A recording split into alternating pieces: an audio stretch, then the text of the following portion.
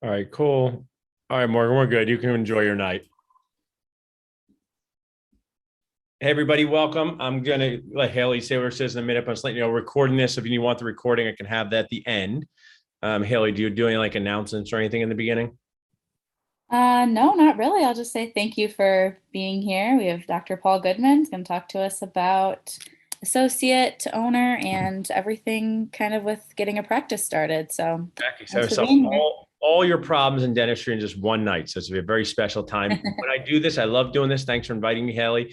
You're such an awesome leader in this dentisting world. Love following you on Instagram and all the positivity and your great podcast. Looking forward to meeting some of you guys. What would be best is I love questions. So I have some things prepared to share with you, but think of these questions. There's 4 major decisions you're going to make in your life, and not messing up these decisions is super helpful to your stress level and success level. These decisions are finding a job, buying a practice, hiring an associate, and selling your practice. Finding a job, buying a practice, hiring an associate, and selling your practice.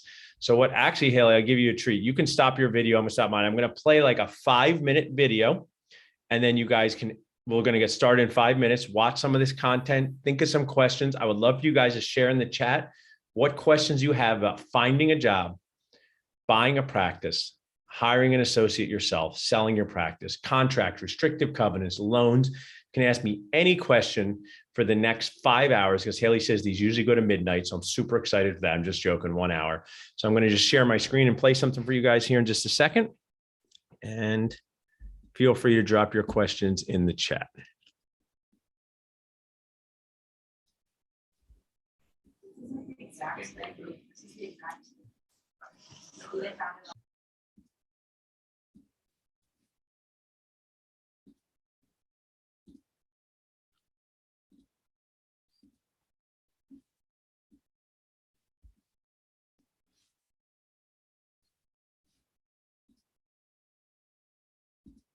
So I want to share with you guys, I'm a practice owner, and we shifted status with a dental insurance company, one of our biggest ones. We now are totally out of network.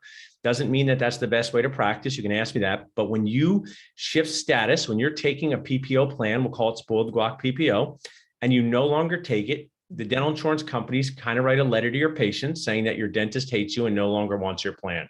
I find it very unfair that they do this, but it's not illegal. So then your patients are confused. Your team is confused. So what I would love for you guys to do, this is one of the 7 most valuable minutes you will get. So if you're tired, pay attention. If you're eating food, just put it in front of your screen, because this 7 minutes, and I'm going to give you guys this recording. You can watch as many times as you want, but I want you guys to pretend that you're a patient of my dental practice, Dr. Nachos House of Dentistry and Nachos, good name for practice. And we just dropped your insurance plan, and you call up on the phone. You're at the office over the front desk saying, I'm so upset. Why did you drop my plan? Why do you not participate with my insurance? Also, when you answer the phone in a dental office, people are often saying, do you participate with my insurance? So let's watch this 7 minutes just together. There's so many valuable pieces of information. I stop it at times. I want you to say, what did you get out of this video? Would this help you understand? Should more dental offices know this? Do they teach you this in school? Because understanding how insurance works in a dental practice is key to buying one. It's key to taking a job. Here's a spoiler for you. When you get hired, when you interview for an associate position, maybe some of you in just a few months, and they say, we take some insurances, ask more questions. Those questions are, oh, what is the write-off for the insurances? Because maybe they $1,200 for a crown, but you're doing all of the bad Salsa PPO crowns, and those are at $600. So this is super valuable info. I'll be back on in just a second. Just watch and enjoy. Let's see what we get out of it. It's Paul, Dr. Nacho Goodman. I'm here in my office in Pennington, New Jersey. I've been a dentist here since 2004, associate to owner. One of my favorite places to be. Also, one of the more intense places to be. That's what I call stress intensity. Doing dentistry each day is like doing full contact arts and crafts on people who don't want to be here. Or sometimes I describe it as like producing a Broadway play that nobody wants to see. But we get to do cool things like help people chew and smile with confidence, be part of a team. But there's so many moving parts and pieces that go on behind the scenes in your dental circus. I mean practice, I mean circus. And one of the things my team asked me to do was to make a video on what to say, some talking points on what to say when we are shifting status, as we are right now, with one of our in-network insurance plans. So we're not dropping it. No one's dropping anything on the floor like those little class 2 rings that ping around. And you're like, geez, I did not want to drop that. I need another one. You look to your dental assistant and say, what else do we have in the box? It's a mangled pedo ring. And you say, perfect. That will have to do. And you have to keep your crying on the inside. But that's clinical dentistry. Let's stick with the insurance part. So patient calls up, says, do you take my insurance? Do you participate with my insurance? Do you accept my insurance? So I want to bring this up here. What do we say when that happens? So someone calls you up. It's not easy to be on the phone. There's phone calls. There's patients. Someone says, do you accept my insurance? So you guys are going to be asked this question thousands of times in your life. So if you get asked a question thousands of times, prepare an answer. Create a system for your words for success. This will help you as an associate. This will help you as a practice owner. This will help you at some random festival when somebody walks up to you while you're eating funnel cake, looking for old fashioned, saying, do you take my insurance? And you go, I'm just trying to enjoy myself at this festival. People do that to dentists. But I also want to share, we're in this together. We're a team. Okay. So if you could share in the chat, let's try this one. Your name, if you're a D1, D2, D3, or D4. I asked for questions. That was way too crazy, Haley. They all came at once, just joking. No one asked a question. So put your name, Haley, D2. That will help me get to know you a little bit. I love lecturing in person, but we're not here in the same room together. So I'd like to know a little bit about you, who I'm talking to. So your name, D1, D2, D3, D4. So do you participate or accept my insurance? People are going to ask this question. Here is what you can say in return. Spoiled guac PPO. And here's how we start. That's a great question. A lot of patients ask us that. When you say that's a great question, I would want to know that too. That's a great question. A lot of patients ask us that. It just pauses your mind for a minute and lets you think. Lets the patient know that what they're asking is totally normal. But now you're going to start digging deeper. So what's the next thing you're going to say after patient says, do you accept my insurance? Spoiled guac PPO. What you're going to say is, take a look here. Next thing I want to say is, here it is. Dental insurance works a lot like a coupon that has blackout dates, a benefit that has blackout dates. Whatever insurance plan that you utilize, we're going to do the best job possible to maximize the benefits of your coupon. Now notice I haven't mentioned their specific plan, Spoiled guac PPO. So you're going to say, that's a great question. A lot of patients ask us that. Dental insurance works a lot like a coupon with blackout dates. They restrict certain procedures. We're going to do the best job possible no matter what plan you have to maximize the benefits of your coupon. But now bring it back to why they called. They wanted to know, do you accept Spoiled guac PPO? Are you in network with Spoiled guac PPO? And what I say next is, you're going to be authentic, be genuine, and you can say to them, we are not in network with that plan, but patients in our office use it frequently if that is true. So the plan that my team needs this video for, the plan you guys need this video for, is an insurance people have used here for years. We used to not be in network, then we went in network. Now we're shifting status to out of network. So remind these patients that this is a plan that a lot of patients use in our office. A lot of patients utilize, but be authentic, be genuine. Say, we are not in network, but you can use this plan like a coupon to pay towards your dental treatment. Like a coupon is a good example because it actually reduces the cost a lot of times. So that's a great way to put it. I know now I'm just talking behind the scenes. Of course, insurance pays towards the care. Coupon just gives you a discount, but you're going to say, that's a great question. I want to know that too. Dental insurance works a lot like a coupon that has benefits, but with restrictions or blackout dates. We're going to do the best job possible to maximize the benefit of your coupon. But then circle back to why they called, be authentic and genuine.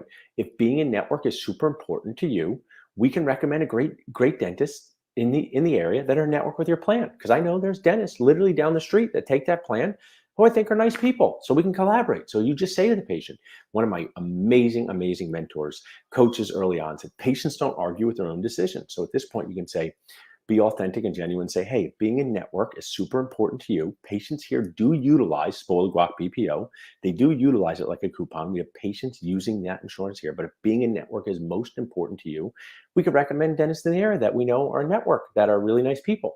So, and at the end, if people say, why don't you take this insurance, right? A lot of people say, why don't you take it? My HR person told me Spoiled guac PPO is great.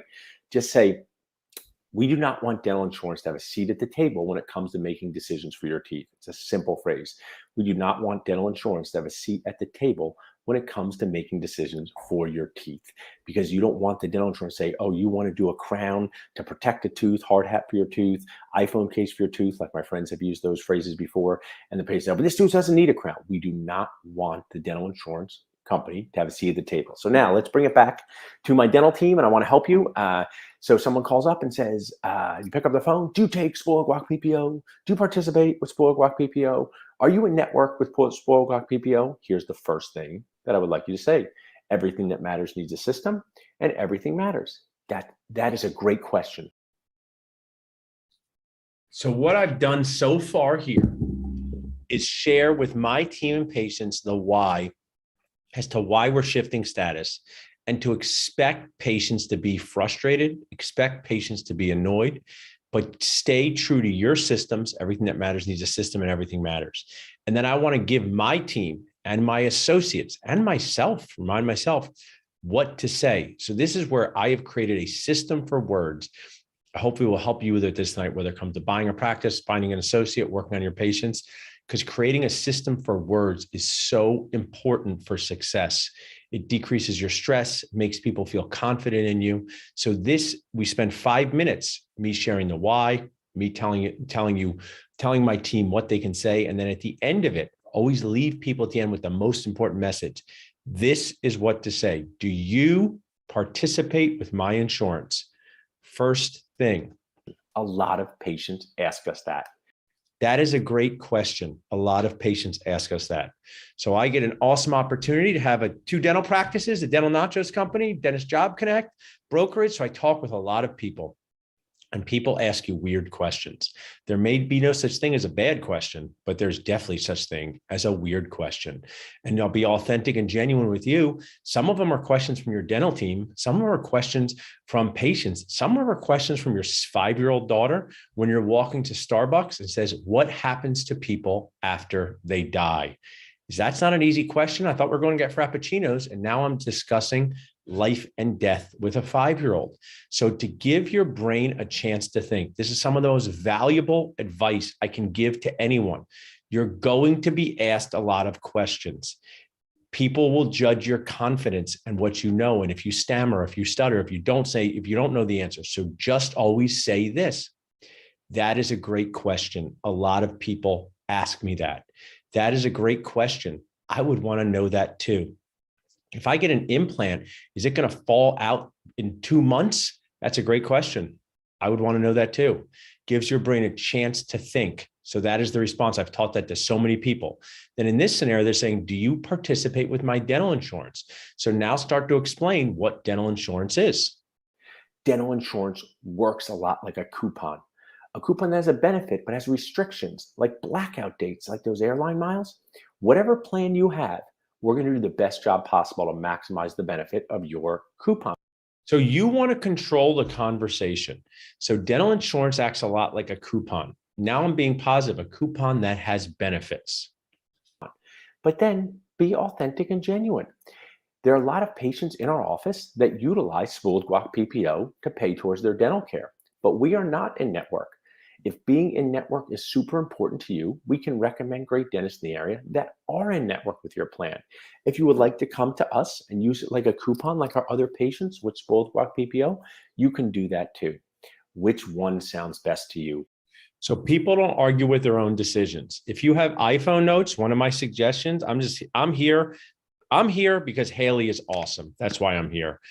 Maybe I know some of you guys else, you're awesome too, but Haley's awesome. So Haley said, will you do this? I said, for you, Haley, I will do this. You were doing so many amazing things in dentistry, doing so many amazing things to help people. So I'm here for Haley. So it's like 7 to 8 p.m. My family can use the break for me. Don't feel bad that I'm not with my kids. They see me plenty, but I'm here to share with you, and you can take all, none, or some of this advice. But a lot of advice that matters is not stuff about how to do a crown prep right or how to do the best diagnosis and treatment planning. It's how to manage yourself. So I just want to share with you, this is my iPhone notes. I'm doing notes constantly. Raise your hand if you ate dinner so far. Let's see. Raise your hand if you ate dinner tonight. Okay. Rachel, good couple. Good. We're practicing. Okay. Raise your hand if you follow Dental Nachos on Instagram. Raise your hand if you follow Dental Nachos on Instagram. Okay. Some people raise. So if you see my Instagram posts, a lot of times these are ideas I have at 5 a.m. or 11 p.m. and I put them in my notes and I post them the next day. So if you put something in your notes, tips from the Nacho guy, you can have it forever. Number one, when people ask you a weird question, that's a great question. A lot of people ask me that. Then explain your why. Valuable tip from my coach, Carol Kivler. People don't argue with their own decisions. So I have a 3-year-old that lives in my house. Raise your hand if you have a 3-year-old that lives in your house. Because if you do, you're going to say 3-year-olds are insane people. They're very nuts. Nick Swartzen, the comedian, says it's like living with a drunk person all the time. They're up, they're down, they're emotional. So if I walk in from this Zoom at 8 o'clock and I walk into Drew's room and she's not asleep with M&Ms and say, do you want M&Ms? Maybe she wants them. Maybe she wants something different. One choice, no good. If I say, hey, Drew, I have M&Ms and peanut butter cups. Which one do you want? I got her. So when you can give people, especially in a conflict-oriented field like dentistry, 2 choices, they make the decision. So in this world right here, if being a network is super important to you, we can recommend great dentists in the area that work with your plan. Or we can share with you how you can use your dental insurance like a coupon here. It's a golden nacho tip. People don't argue with their own decisions. When you're in a scenario, especially conflict-oriented, create two options that you believe in for patients. Patients do not argue with their own decisions. And then if they say, why don't you take it? Just say, we do not want dental insurance to have a seat at the table when it comes to making the best decisions for your teeth, comes to make decisions for your teeth. So I love making videos like this, hopefully giving you guys some talking tips that you can utilize in your own office. I'd love to hear some comments from you guys. If you have any questions, if I can help you in any way, there's 2 great ways to get in contact with me. You can email me at paul@dentalnachos.com, paul@dentalnachos.com. And I also have a great text number that you can utilize here. I want to just share, anyone can text me on my text number. And I'm going to put this up because it's one from one of my mentors here, right here. So my awesome mentor just retired from clinical. So my 3rd tip here for a night is learn to make more videos. Make videos to communicate with people. This may be to train your team. Great question in the chat about that. This may be to communicate with a possible practice owner. I have a video to show you later about what I would do if I was finding an associate job. It's free, it's 45 seconds, and it would differentiate me. It would get people to know who I am by making a 45-second video. So now we're getting up to over 30 people, which is great. We're all here, 7 o'clock. Maybe you guys are different time zones, 6 o'clock. It would be anyone who would like to turn on their video could turn their video now. It makes me just feel less alone to stare at a blank screen. You can do it. I know you can. Haley, good job. Someone else can turn on their video. Jen, I think you can do it. Jace, you can do it. I can feel it. Gafey, good job. Noah, we got more than one Noah. Good job. Hey, Noah. Jennifer, okay. So at Sarah, okay. Sarah likes was Sarah the Gilmore Girls? Jennifer, maybe Jen was the Gilmore Girls. We're watching the Gilded Age. Has anyone seen the Gilded Age? It's like Downton Abbey for America. During the railroad times. Very densely packed show with history, but it's a good story. So we're watching that right now. So awesome. Thanks for it. So what I am going to talk with you guys about is a framework. So this is one of my favorite books. Buy it, listen to it. It's called the Checklist Manifesto. So Haley, when you ask how do you get your team on board, everything goes back to great checklists for success. So the Checklist Manifesto is an awesome book. So I could talk for like 5 hours off the top of my head, but I want to have a framework for you guys. So I have my checklist to just read with you guys. Maybe you're like, I have no idea who Paul is. I don't know who the Nacho guy is. I don't know why I invited him.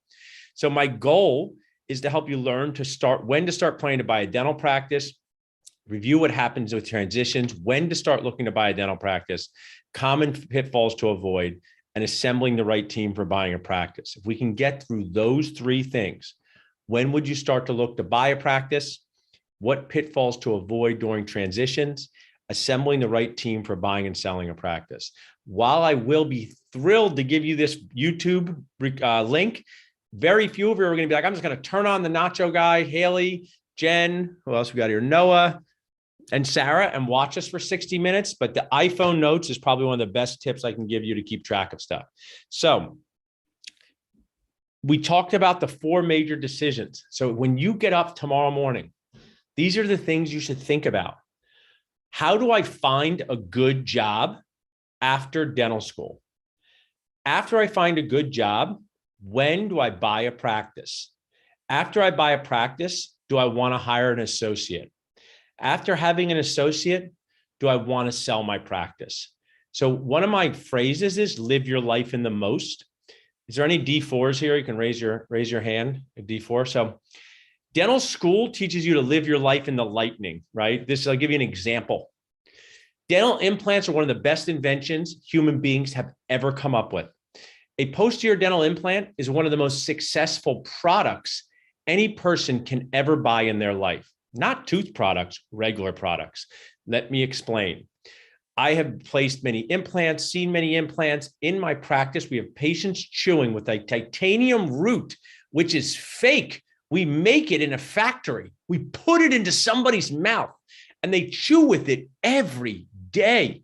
Golden nacho talking tip. When you see a patient in the clinic tomorrow and their crown broke after 11 years and they start crying and say, the last dentist stunk, everybody stinks, I don't stink. Say 11 years, we eat 1,000 meals a year. That's 11,000 meals.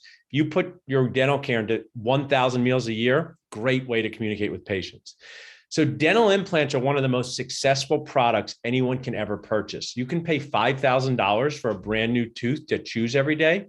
You can use it for 27 years, 27,000 meals. Patients can love it, okay? Because it's awesome. You know who doesn't love it? Us weird dentists. Because when you're in school, they go, well, some implants get peri-implantitis and have to come out. How many? 1 out of 100? So living your life in the most is being like 90 out of 100 implants go really well. And if 10 don't, we'll just fix those 10. Okay. So when it comes to living your life in the most, I'm going to share with you my authentic experience and then some of the most things that have happened to dentists that I work with.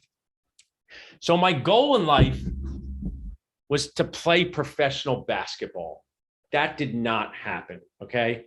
So my dreams in that category failed. Okay. My dreams failed with playing professional basketball. So my second dream became helping dentists not burn their nachos in major, gigantic life decisions. So I don't want to brag at this moment, but I think I will.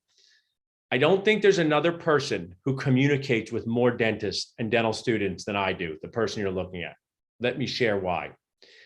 Conservatively, between Dental Nachos, Dentist Job Connect, our Instagram accounts, my texts and emails, we have 50,000 followers, okay? Desiree Yazdan, one of my friends, she has 215,000 followers. But many of those are normal people, not dentists, okay? I'm fully into the dentist and dental student world, okay? So Desiree has normal moms from California following her as a dentist. Then I work with 10 dentists in my practice, okay? Then I help older dentists sell dental practices. Then I get people sending me messages from across the country that their life is not going well. Okay, can I help them? So everything I will share will be this composite, a dental term, experience. So if I say most dentists are very happy they did a GPR AGD, it doesn't mean if you don't do a GPR AGD, you're going to cry every day. It just means that most dentists are happy with that extra training. Now, if you are not doing one, you say, oh, geez, now I'm going to cry. People do GPRs and AGDs after they've been in practice. So one of my sharing tips for you is getting extra training in something you do every single day is something you will never regret. You will never regret. Try to find a dentist who said, I took too much CE. Try to find a dentist who regrets specializing in perio. Try to find a dentist that regrets doing a GPR AGD. So the take-home message for this on your journey is getting extra training for something you do every single day is always a good idea. And if you're not doing an AGD or GPR now, you can always do one later if you want to. It's just a year of paid CE. So let's go back to finding your first job after dental school. What are really important things to think about with finding your first job after dental school? Number one, is the environment you're going to be in going to be supportive for you?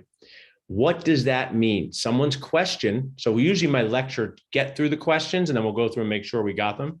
Someone's question was, is it better to work for a DSO or private practice associateship after dental school? Sometimes I have to JBR. So I don't know if you guys, how long you've known me for, but I have this slogan of JBN, just be nice. Let me explain what that means. When there's one dentist on the Dental Nachos Facebook group and they do a PFM crown, even if it's a little old school, another dentist is not supposed to come and say, what's wrong with you, oldie? PFM crowns are out of date and no one does them anymore. That's not nice, okay? That is not nice. There's a different way you could say that, okay? But JBR is just be real. So here's a just be real comment. It would be nice if you had the choice to decide between a DSO or private practice. The best thing you can start to do now is look for a job as early as possible, because it's not like there's usually 4 or 5 good job opportunities where you want to live. So you need to know the ups and downs to both. So what is the positives of a DSO style associate position? Anybody here on the Zoom here whose face is here, or you can shout out from the back of Zoom, even if your face is on. Does anybody want to share with their friends, say something positive about working for a DSO? Because there's definitely positives. Lots of reps. Lots of reps. Okay, that's good. Anyone want to say anything else? A lot of times you get a lot of patience. A lot of patience, lots of reps. Now, some of these things have these like double-edged sword things to them, but yes, we'll go with lots of reps, lots of patience. The third thing I will share is DSOs need you, okay? So one of your iPhone notes thing that people have said to me is one of their favorite things is your associate position a car or a boat? A car is a need, a boat is a want. People will sell their boat before their car. DSOs, most of the time are offering need-based positions. So you know that there are enough patients to support you. Most of the time, you are replacing somebody else, most of the time. Replacing another associate, most of the time is a good thing, but if there's a lot of turnover, I'll just use a funny joke, none of you guys on here. If someone had a new girlfriend or boyfriend every 2 months, you wouldn't be like, they're so good at dating, right? You might be like, time out. Maybe you should work on yourself if you've had 6 relationships in a year. So I want to share with you that just because you're replacing somebody doesn't always mean it's a good idea, but need, reps, lots of patience. What are some of the challenges, the risks of a DSO? Does anybody want to share any that they think? I'll fill in mine. Restrictive contract? Contracts. Yeah, I will give you that for sure, because DSOs, watch this. Is there any benefits to not signing a contract as an associate? Are there any benefits to not signing one? Some dentist goes, you will work for me, you don't need a contract. Is there something good about that? There is, because you have no restrictive covenant. You can leave when you want. It's usually not a sign of an owner who knows what they're doing though. But yes, restrictive covenants. The other one is, I know this is very hard to, we're all trying to improve as people in life, okay? But we have D4s. You're a D4, Sarah? I am. I'm like 2 presidents back for ASDA. So. Okay, so you're a D4 right now, right? Yes. And there's other D4s in here. So one of the things is, and let's just say how many crowns roughly you've done in dental school? 15? Oh, yeah. Probably. That's actually a good guess. 15. Okay. So this is a tough question.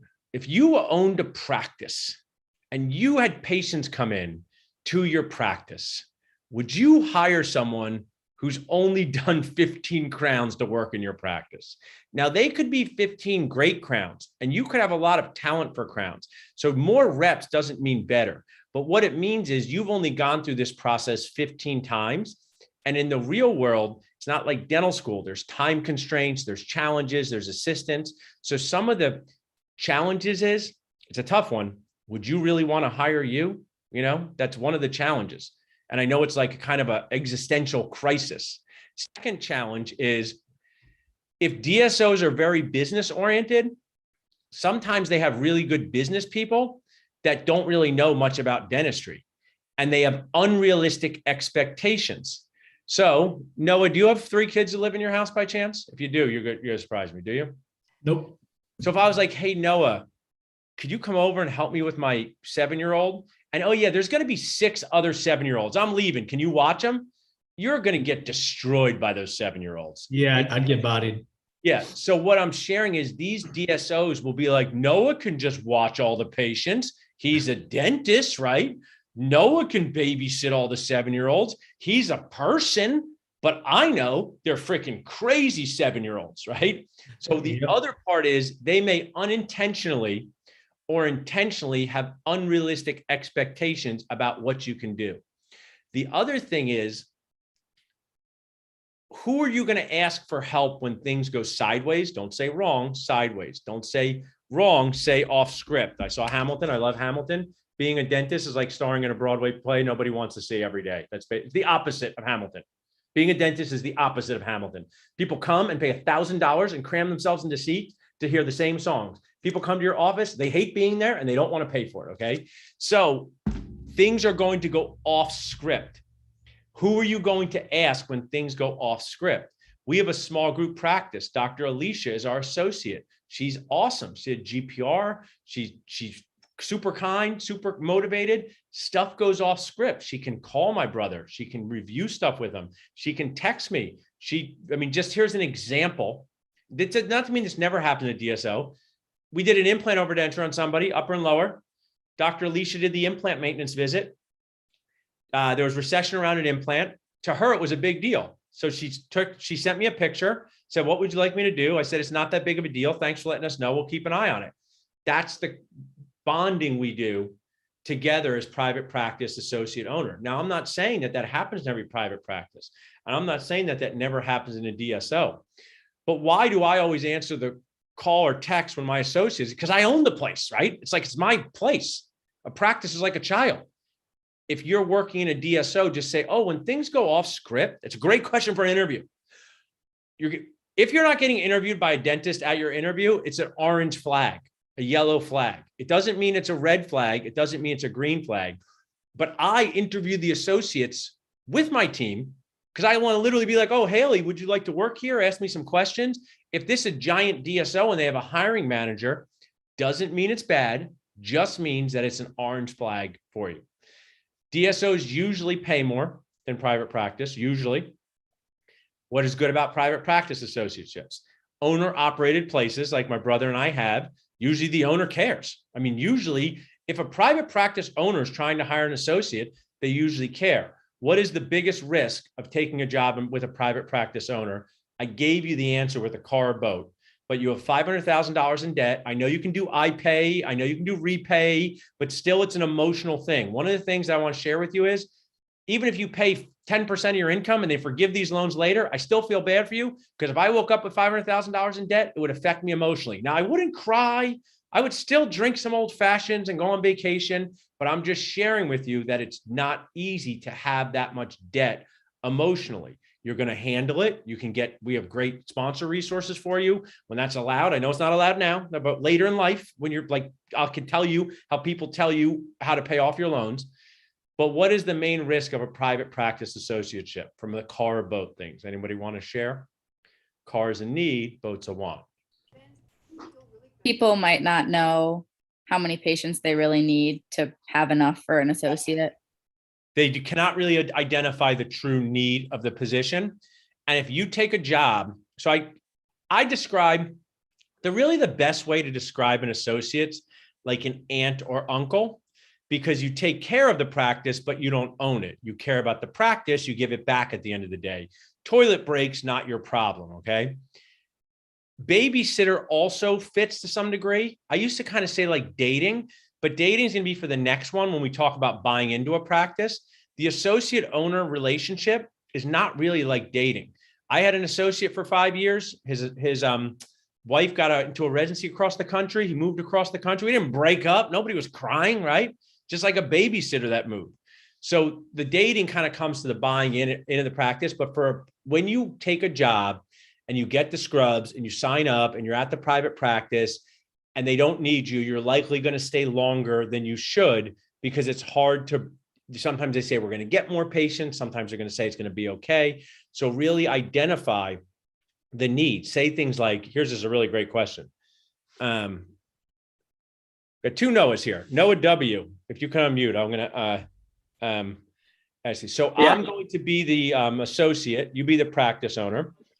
And I'll say, hey, Noah, how do you know you have enough patience for me? And just say, oh, we do. We're very busy here. We're very busy. Say that. We're very busy here. We have plenty of patience. Yeah. Oh, that's awesome. You're so busy and I like to work here. Could you just share with me? Very nice way to say things. You guys, could you just share with me? Don't say, tell me this. Very aggressive, right? Okay. Tell me when you're available next to hang out. Could you share with me when we can hang out? See how much different that feels, right? Okay. This is good for your personal relationships too. Friends, boyfriends, dogs, whatever. So I'll say, could you share with me if I was a patient and I needed a crown on number 30, when would be the next time I could get into your schedule, Dr. Busy Noah? Write that down. It's because every dentist loves crowns. And this is what you want to hear. 6 weeks or more. You do not hear 6 weeks or more, they likely are not busy enough. It's not the only question. It's just a good question. So private practice associateships usually come with more mentoring, usually come with support, often less money. They may not need you there. For both, so somebody, I get like, have you anybody on Dental Nachos noticed we have this thing called like the Salsa Hotline, and like people send us anonymous posts and we post them under this Canva and it's like, my job's firing me, blah, blah, blah. Because we get so many messages that say, Paul, put this on the group, but I can't say my name, all this stuff. It's not easy to manage, right? I'm just telling you, it's not easy to manage for me and my team. So we have a system. We can get 30 of these in a week. 2 weeks ago, I was with the moderators, Sunday at 2 p.m. on my computer. They were watching Encanto. Someone types, hey, Paul, I got a problem with my DSO contract. Now, I love these things. Like I love seeing your faces, so it bonds with me. But when I just see your little profile picture, like I don't bond with those profile pictures. I'm not an insane person. But I saw it. I'm like, I know this guy kind of, right? I like kind of know that he's posted. And I go, oh, Bob, that's not his name, but he said I could say his name because he said I can teach others. I go, oh, Bob, you have a problem with your DSO contract. That's weird.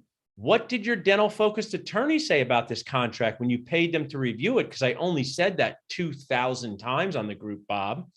What do you think he said, Haley? Oh, I didn't have anyone look at it. Yeah, it looked easy for me to read. And I didn't get it. So there's only 2 reasons not to hire a dental focused attorney. There's only 2 reasons, okay? And I'm going to solve them right now for you, okay? Jennifer, Gilmore Girls, Jennifer, what are the 2 reasons why someone wouldn't hire a dental focused attorney? I feel like there are no reasons. That's good for, I like that positivity, but you know your people, their cheapness has no bounds. Their cheapness has no bounds. I can't afford it. Was that you in Cancun as a D4 or not? There was money for Cancun. Okay. So 1, don't be cheap. You just invested $500,000, 4 years of your life. I don't care if you're on the Army scholarship. You put time and sweat into dental school. Don't be cheap on decisions that can mess up your life. Do not sign or offer dental contracts that are not reviewed by an attorney. Notice what I said. When I hire associates, I have an attorney review mine. So he goes, oh, I didn't have it reviewed by an attorney. I thought it looked easy to me. Well, yada, yada. Now he might not be able to get the next job he wants. So this is a big decision, big problem. So there's 2 reasons. You don't know a dental focused attorney, or you're cheap. Okay. So I have gotten this so many times today. If you go into the chat, the dental focused attorney does my podcast with me. If you text this word, text lies to 215-543-6454. You don't have to buy anything. You get 2 things. 1, you get the contact for the dental focused attorney. Okay. Whether you're a D1 or a D4, contact them and say, Paul sent me. I'm going to have you review my contract. 2, you get a course where he reviews the top 10 red flags in contracts, because you don't want to hire a dental focused attorney for 10 contracts. That would be ridiculous. So when you hear a giant red flag, like 6-month termination notice, one of the biggest problems, you guys are like us dentists. I was like you too. I hired a dual rep broker. I worked with dual rep broker once. We're business idiots. We know nothing. If business was counting, we couldn't even get to 10. Okay. We get taken advantage of. Want to know why? Let's see here. Noah B, are you a D4? What year are you? D2? You too. Do you have friends that like work in business or might be like working in the real world? Not attorneys or dentists or doctors. Do you have those people? Oh, yeah. So while you're in a basement burning yourself with wax, you know what they're doing? Learning how to interact in the real world. they're going to, like, COVID's weird, but like my friends are in business. They were standing in their suits with a glass of wine at 11 p.m. talking to someone who made $6 million because their boss told them they had to be there, right?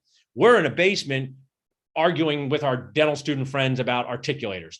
We're weird, they're normal. So what I'm sharing is watch this video. And if there's a giant red flag, don't even send the contract to the attorney, just leave. You know how many people sign 6-month termination notices? Do you know how big of a problem that is? That means that you have to give them 6 months notice. So that means if a practice comes up for sale or a better job comes up for sale and you don't give them 6 months notice, they can fight back against you. Why would a dentist sign, Haley, a 6-month termination notice? Maybe they're desperate for the job. Yes, desperation causes disasters, or they just literally have no idea what they're doing. It's mainly that one. They go, 6 months sounds fine, right? Meanwhile, they're there for 2 months. They hate the place. It's toxic. Maybe some stuff that's not going like, real bad stuff going on. Stuff doesn't get sterilized. Patients, they expect them to do too much. They want to leave. Why won't the dentist let them leave? Because let's say it is a DSO or private practice and they need you. I don't know. They might hold you against your contract will. So whether you do a DSO or private practice, make sure you have a dental focused attorney sign, review the contract. Nothing bad happens. Either say, Haley, this looks pretty good. If we can adjust the restrictive covenant, great, but I would sign it. Or they tell you there's like 15 red flags before they get to page 2. Now you're an associate for a while and you want to buy a practice. When is it time? When are you ready to buy a dental practice? Okay. When you're ready to buy a dental practice. I get to answer this question quite often. Okay. Here are the 2 tips, 2 check marks. Number 1, when you feel like you can clinically execute dental care without having constant anxiety. So when I was new into my GPR, 2 class 2s on the same patient in 60 minutes would give me anxiety because wasn't very fast. 3 crowns on somebody who could barely open is annoying to me now, but it would give me anxiety early on. So you must be able to operate clinically and troubleshoot your clinical care, because you're going to have a lot of outside the operatory annoyances. Your team fighting, problems with insurances, somebody doesn't show up. The second part of it is this. I'm a big fan of this guy, Gary Vaynerchuk. Anyone else listen to Gary Vee besides me? He's really excellent. I listen to his podcast. Listen to the Gary Vee podcast. It's fantastic. Gary Vee audio experience. So the second part is when you want to spend 10 to 15 hours a week worrying about your business. When you are ready to spend 10 to 15 hours a week outside of work worrying about your business, there's at least 2 hours of worry every day for practice owners. Stuff goes wrong, the building. So if you're somebody who likes to travel on the weekends, live your aunt and uncle associate life as long as humanly possible. If you're somebody who doesn't want to be tied down to an area. And the third part is, this is a tough one for you guys. This is really good advice. Number 1, when you can execute most clinical care, fundamental clinical care, not full mouth rehabilitations, without anxiety. Number 2, when you're ready to be concerned or worried about a thing for 15 or 20 hours a week. When do you stop worrying about your dental practice? Gary Vee will tell you this. When do you stop worrying about your children? I will never stop worrying about my children. Okay. I will never stop worrying about my dental practice. Doesn't mean I cry about it. Doesn't mean I don't get out of bed. It just means I get up and I think about my dental nachos business, my dentist job connect business, my 2 dental practices, and my children. I think about my wife, but we're on the same team battling those children. So, I mean, I worry about her, but we're on the same worry team. And the third thing that's really important, and I have 0 judgments about this at all. You don't want to get married? That's great. Freaking sounds relaxing. Don't get married. Awesome. But if you want to get married and have a family and you are not with that person and you have not identified where you want to be geographically, do not buy a practice, because it's not easy to get rid of a practice. I'm dealing with one of my dental nachos friends. He moved somewhere, bought a practice, met someone.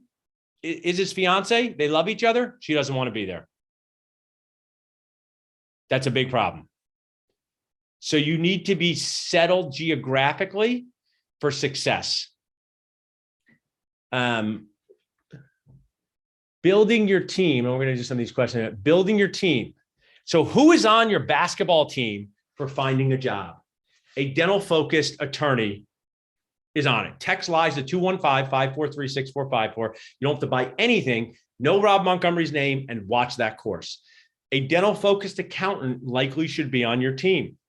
a financial coach of sorts. So now we have dental focused attorney, dental focused accountant, financial coach. Instead of being afraid a financial coach is going to take advantage of you, how about you do your due diligence and research and find a good one? Because a financial coach is like a nutritionist for your money, and you're all messed up with money. Okay. No one has to tell me their debt, but what kind of crazy world do we live in? Where Noah W. Where'd you go to college, Noah? I went to Hope College in West Michigan. West Michigan. And did you go right to dental school? I did. Okay. So this is what kind of thing are we in? Noah graduates from college. Maybe your parents paid. You don't have to. Let's say they paid, right? You have no college debt in this scenario. And then someone's like, you know what's a good idea? We're going to give Noah $600,000 to become a dentist, right? For 4 years, he's going to learn to become a dentist. We'll give him $600,000.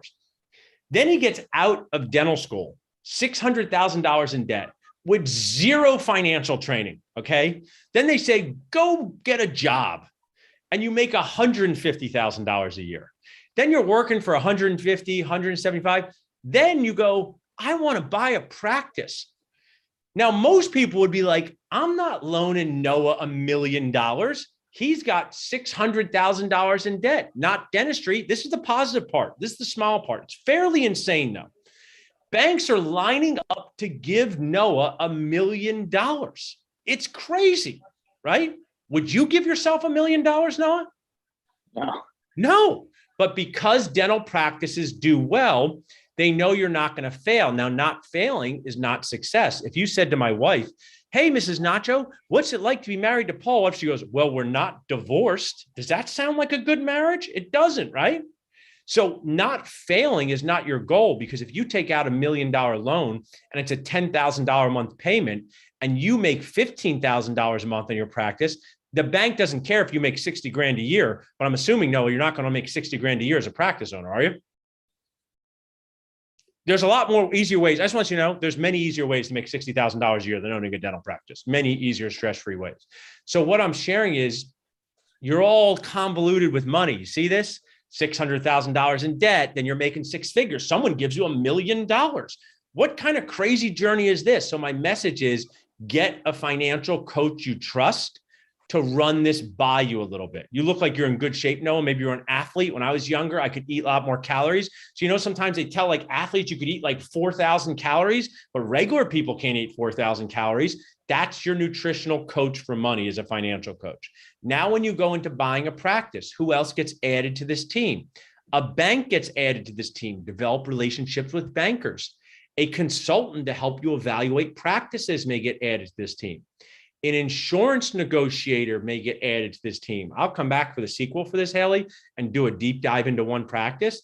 Because if you buy a practice, this is here. I made you guys feel happy that anyone's going to give. People just keep giving you money. You don't even know why, Sarah, right? They're just giving you money, right? They give you money for dental school. They'll give you money for a practice. But here is some challenging news about this whole thing, okay? Dental insurances are paying the newest dentist less than the older ones like me. Does that sound fair, Gilmore Girls, Jennifer? But I learned at the ADA, which was very depressing in 2017, Haley. I went to the insurance talk thinking that I was going to learn something. They go, just because it's unfair doesn't make it illegal. So insurance companies can pay you less, Noah, than what they pay me, and nobody cares. It's not illegal. This is a big problem. Likely it's one of the worst problems affecting our industry. Paying dentists less for care that costs more and schooling that costs more. So when you buy a practice, hire an insurance consultant so they can understand the insurances in the practice, because that may be the deal breaker. There's an insurance, let's call it spoiled guac PPO, that's notorious for doing this. So spoiled guac PPO, if 40% of that practice is spoiled guac PPO for older dentist Paul, and then you buy it, Haley, and they pay you 26% less, that's going to be a big problem. That means you're going to make that's your starting 5 and 6 man: attorney, accountant, financial coach, bank, consultant, and insurance negotiator. Any questions on your team for that? Avoiding a pitfall: do not work with a dual rep broker. I did it. Dual representation brokers say they can they can work with the buyer and seller at the same time. I think it's insane. Shouldn't be part of our industry. So ask a broker as a dual rep, how do they get paid for when you work with practice brokers? We can also do a whole session on that too, practice brokers, Haley. So now let's do some fun lightning round questions from you guys. So D2 here, and I want to know how to train your team in your systems. The checklist manifesto and creating simple checklists that you can start now is my best advice. Listen to podcasts. Kira Dent and the A-team are great. You listen to Kira Dent and the A-team. I have a good relationship with her. Learning how to get people to pay attention and follow directions is a big part of being successful. Is it best to start off by doing an associate to owner, partner, or startup? What are the pros and cons? This is what I would say. Look for a good associate position on its own. If they want you to buy in later, maybe that turns out okay. It usually doesn't. Do not worry about them wanting you to buy in immediately. Just say, let's work together for a year. You're going to find out a lot. This is one of my best tips I can give you. If you take a job ever in your life as a dentist and you don't observe a full day of practice before taking that job, you're an insane person. You are totally an insane person. So this is what you say. Hey, Paul, this looks like a good practice. Can I come back for like a day? You don't have to pay me. Don't be so cheap. Like what I'm sharing is, I know I could pay you $200 for your time. You don't even want it. You just want to seem cool and nice. Hey, Paul, I'd like to just come from like 8:30 to 2:30, observe what goes on so I make sure I'm the right fit for you. Observe and practices to see what's going on before you take the job. I do not like clinical working interviews. I've never done one. I've never required someone to do one. I think they're extra insane. Only dentists could do this insanity. I've heard, I do not see the value of a clinical working interview. I don't know what kind of dentist just says, guess who's doing your crown today? Dr. Haley. We're testing her out. If she stinks, we're not going to hire her. What about your crown? I don't know. I just think anyone that thinks that that's a good idea, it's just not a good situation. But a day of observation is awesome. A day of observation. Startups, we have a lot of content on startups. If you want to, anyone can email me at paul@delnachos.com or that text lies to 215-543-6454 is this. You could just say startups. Startups, it's its own whole thing. Most startups are done by people who have some experience. So it'd be done after associating for a few years and understanding the world. There's a lot of value to startups. Jamie Amos, a sponsor of Nachos, does a great job with that, with Ideal Practices. He'd be a great guy to come speak to you guys. Haley, Ideal Practices. How do you go about finding a job, buying a practice when you're taking AEG or GPR? What if it's an older practice and you want to bring in what you've learned in residency? Great question here, Tyler. I like that name. Good question, Tyler. So when you bring something new into a practice, just say this. How about this? I learned to place implants in my residency. Would it be possible? Another nice way to talk. Would you share? See, tomorrow you're gonna be all nicer to people, right? Not gonna say, tell me this. Could you share, right? Not, I need to place implants. Would it be possible for me to do implants here in cases I'm comfortable with? Ask those things on the interview. If someone says, no, it's impossible, then you have to decide how much you want that job. They said, okay, work here for 3 or 4 months and we can get you an implant system. Just introduce new ideas in a totally friendly way to people. We did DSO versus private practice. Let's say you bought our practice and you've been an associate with it for a bit of time. At what point do you realize some of these insurance changes are necessary? Making changes in a practice that you bought is difficult within the first year. So this is something that someone I hope remembers 4 years from now when you look at a practice. If you want to make significant changes in a practice within the first year, don't buy it because you're the new dentist, you're the new owner. Even if you hate the carpet, leave it. If you don't like the team, it's likely not a good practice to buy. Small adjustments are okay. Major changes like dropping all of the insurances could be disastrous. So making major changes in the first year is not recommended. Best to use the current staff? In general, yes. Do you know why it's best to use the current staff when you buy a practice? Okay. Anybody like a big football fan here? Watch the Super Bowl, Rams versus the Bengals. So let's say the wide receiver is a toxic prima donna. Pretty good story because they usually are, right? You know what's harder than having a toxic prima donna on your football team? No wide receiver at all. So one of the things about using the current staff is there's not a lot of choices in the dental team world right now. So if you do not like the current staff, it's likely not a good practice to purchase. Doesn't mean you have to keep them forever, but I likely would keep them for the first year because they're familiar to the patients. Finding an associate position. This is one of my best tips. Start now, start today. What can you do? Okay. I never quite understand this. You guys signed up for dental school D1. Raise your hand if you're a D1 here. I know there's some D1s, right? You're gonna graduate. Start looking for a job now. Don't start applying, start looking. Go to in-person CE, contribute on Facebook groups, meet specialists, talk to people. Making connections early in your life, early in your dental life is key.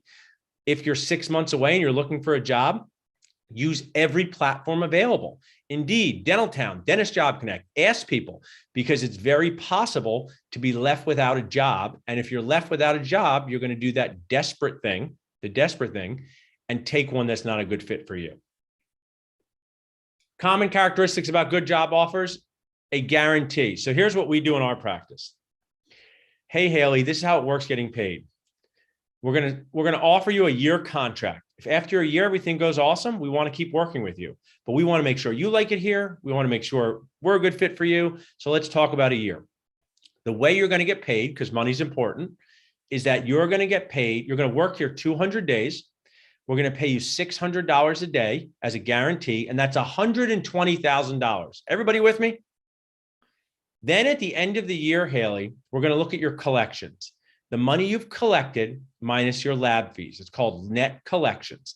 And we're going to pay you 33% of that. That means you're paying 33% of your lab bill. If that's $600,000, Haley, that's 33%, that's $200,000. We paid you $120,000, and we're going to give you a check for $80,000. Does that sound like a fair way to be paid, Haley? Think so. Good. Now, we wouldn't wait till the end for that 80, but it's the purpose of my story.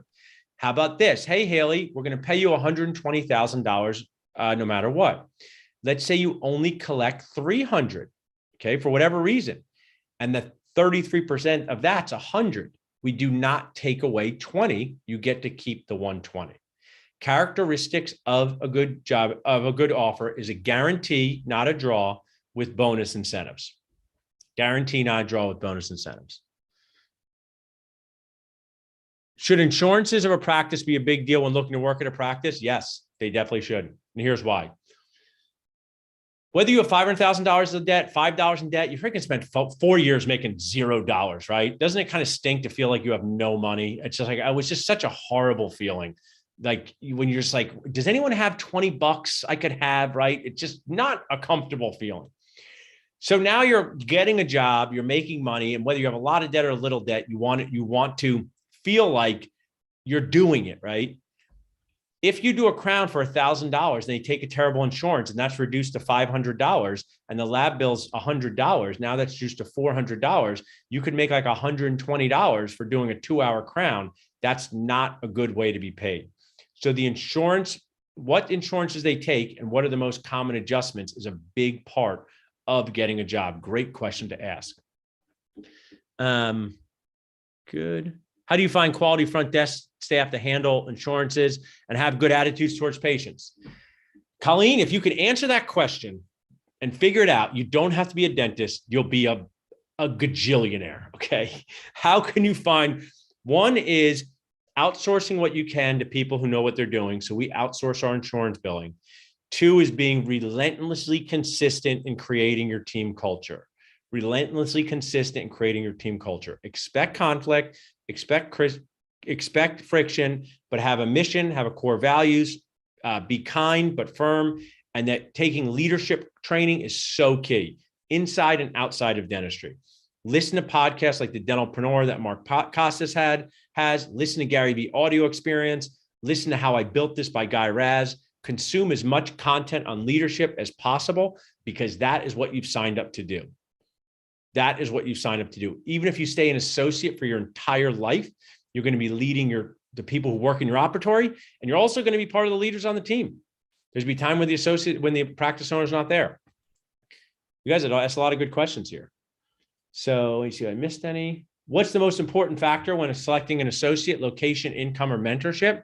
A lot of that has to do with your own personal preference, but I think you should value mentorship fairly high early in your career. Sometimes, so everybody likes eating food, right? You watch those Top Chef shows and things like that. there's a lot of value to working with a top chef early in your career, making less money, but seeing how that top chef operates and how you can do that. I think one of the challenging parts about DSOs, please ask this question of, this is really some good wrap-ups. I have a few extra minutes, but ask this question. I actually kind of just thought of this now.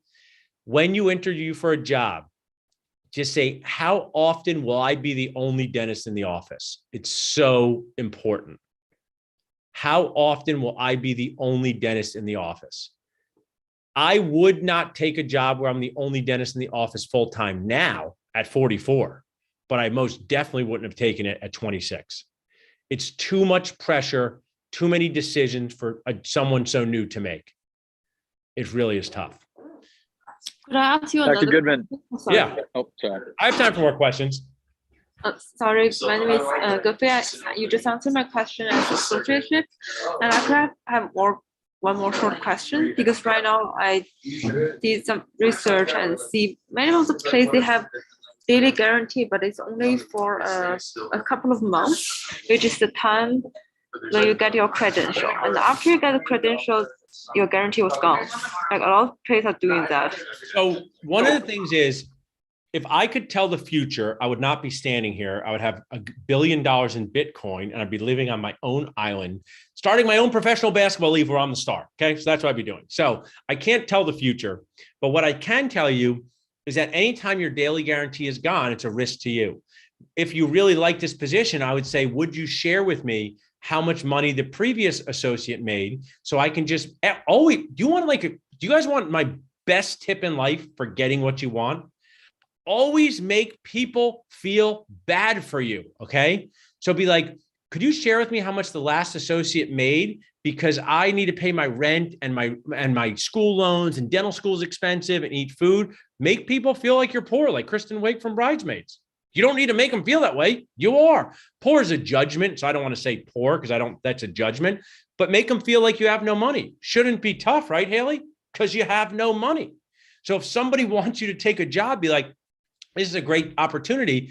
I'm concerned about the daily guarantee ending because I need to be able to pay these expenses. Would you share with me what the previous associate earned? And if they can't share that, that's a red flag. So it doesn't, I'm not telling you not to take it. I'll just dig in more.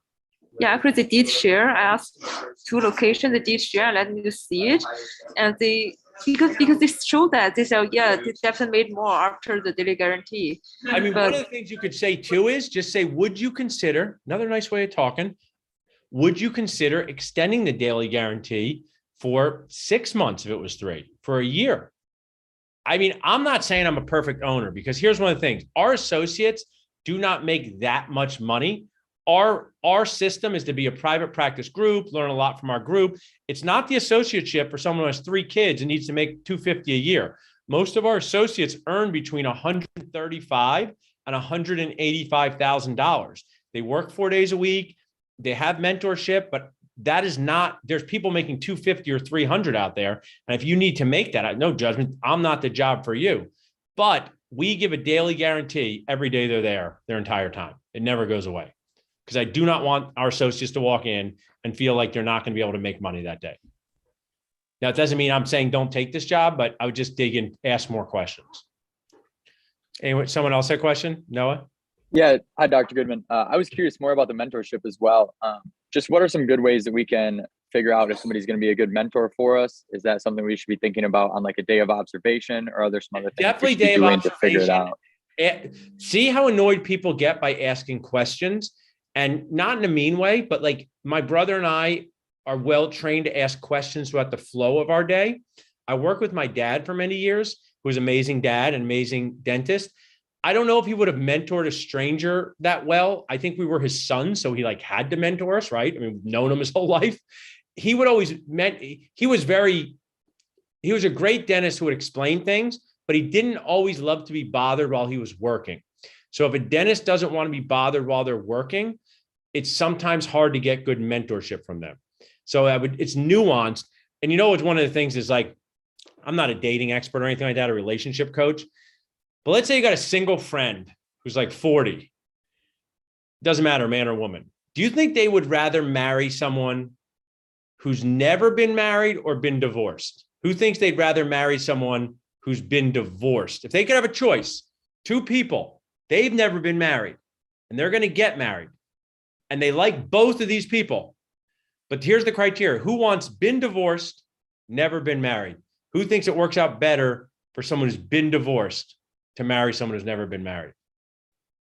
It's kind of a tricky question. The answer really is the divorced person, because they know what marriage is like. And if someone's single, let's say at 50, they don't know what marriage is like. So my point here to is if you're working with like a 57-year-old dentist who's never had an associate and they say they want to mentor, they don't even know what mentoring is. They don't know that you don't know much. And they don't know that dental school has been challenging for the past few years of the pandemic. And they don't know that even though you're super motivated, it takes you 3.5 hours to do X, Y, Z. And I'm just used. So if they've never had an associate before, you can't count on their ability to mentor. Really good question. Anybody else have any questions?